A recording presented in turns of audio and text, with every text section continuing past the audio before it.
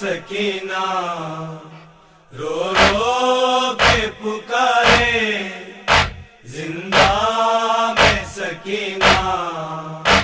درے زنداں سے آتی ہے سکینہ کی صدا بابا، درے زندہ سے آتی ہے سکینہ کی صدا بابا، درے زندہ سے آتی ہے سکینہ کی صدا بابا، شمر آ کے نہ پھر مارے، شمر آ کے نہ پھر مارے سکینہ کو بچا بابا، درے زندہ سے آتی ہے سکینہ کی صدا بابا، درے زندہ سے آتی ہے سکینہ کی صدا بابا، میری لاش پہ تیرے چنے ظالم نے دل میرے، میری لاش پہ تیرے چنے ظالم نے دل میرے، دیکھو اب بھی کانوں سے،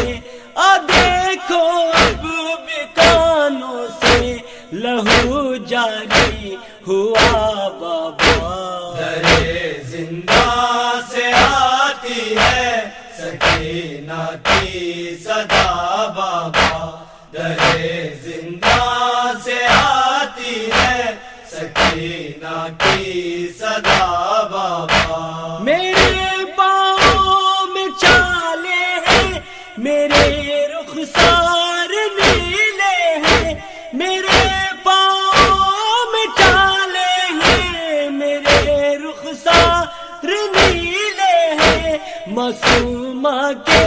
یہ نالے ہیں، معصومہ کے یہ نالے ہیں، نہیں سر پہ ردا بابا، درے زندہ سے آتی ہے سکینہ کی صدا بابا، درے زندہ سے آتی ہے سکینہ کی صدا بابا، خدا جانے کہ کب ہوگی رہائی قید سے میری، خدا جانے کہ کب ہوگی رہائی قید سے میری، تیرے صدقے میں مانگی ہے، تیرے صدقے میں مانگی ہے یہی رو رو دعا بابا، درے زندہ سے آتی ہے سکینہ کی صدا بابا، درے زندہ سے آتی ہے سکینہ کی صدا بابا، میں تنہا قید ہوں بابا یہاں کوئی نہیں میرا، میں تنہا قید ہوں بابا یہاں کوئی نہیں میرا، مجھے زندہ میں ایک پل بھی، مجھے زندہ میں ایک پل بھی نہیں لگتی ہوا بابا، درے زندہ سے آتی ہے سکینہ کی صدا بابا، درے زندہ سے آتی ہے سکینہ کی صدا بابا، میں سوتی تیرے سینے پر مگر اب خاک ہے بستر، میں سوتی تیرے سینے پر مگر اب خاک ہے بستر، مجھے لگتا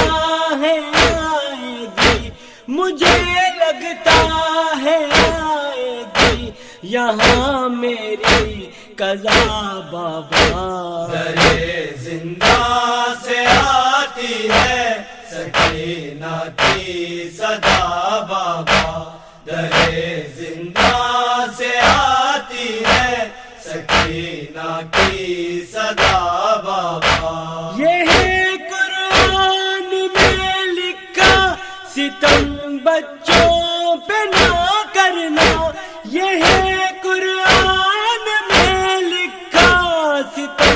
بچوں پہ نہ